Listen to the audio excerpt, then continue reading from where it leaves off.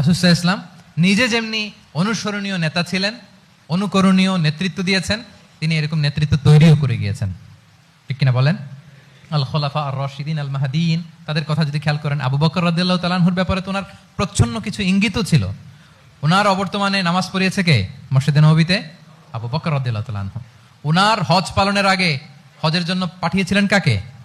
নবম হিজরিতে আবু বকর রাদিয়াল্লাহু তাআলা। এগুলো ছিল প্রচ্ছন্ন ইঙ্গিত।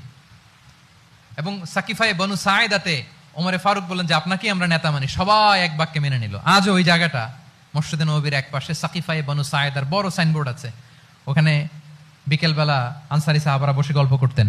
ওই জায়গাতে আবু বকর রাদিয়াল্লাহু তাআলা আনহুর খলিফা নির্বাচনের ব্যাপারটা ঘটেছিল। উনি ওসিয়ত করে গিয়েছিলেন ওমরে ফারুক রাদিয়াল্লাহু তাআলা আনহু খলিফা হবেন। ওমরে ফারুককে যখন অ্যাসাসিনেশন করা হলো, উনি একটা প্যানেল করে দিয়ে গেলেন। সেখান থেকে ওসমান রাদিয়াল্লাহু তাআলা আনহু হলেন।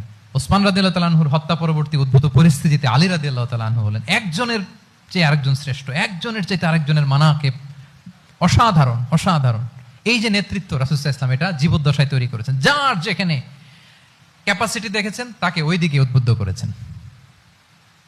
যার মধ্যে যুদ্ধের ব্যাপারে জ্ঞান দেখেছেন তাকে যুদ্ধের সেনাপতি বানিয়েছেন। Khalid bin Walid, chief of the Muslim military, মুসলিম বাহিনীর সেনাপ্রধান ছিলেন কে?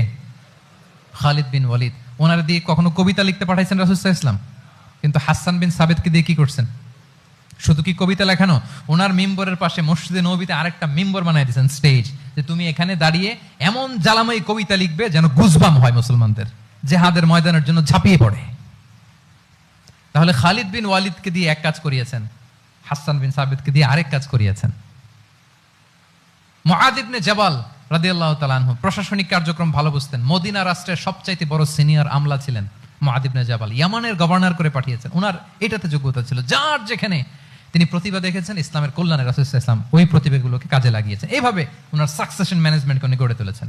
ফলে ওনার পরবর্তীতে বছরের পর বছর ইসলামী নেতৃত্বের হাল ধরতে মুসলিম উম্মার বেগ পেতে হয় নাই। ঠিক কিনা বলেন? তাহলে a good leader, a true leader produces a good leader. একজন সফল নেতা সে এরকম আরো অনেক সফল নেতৃত্ব তৈরি করে যায়, তাহলেই তার নেতৃত্ব সামনের দিকে আগাতে থাকে।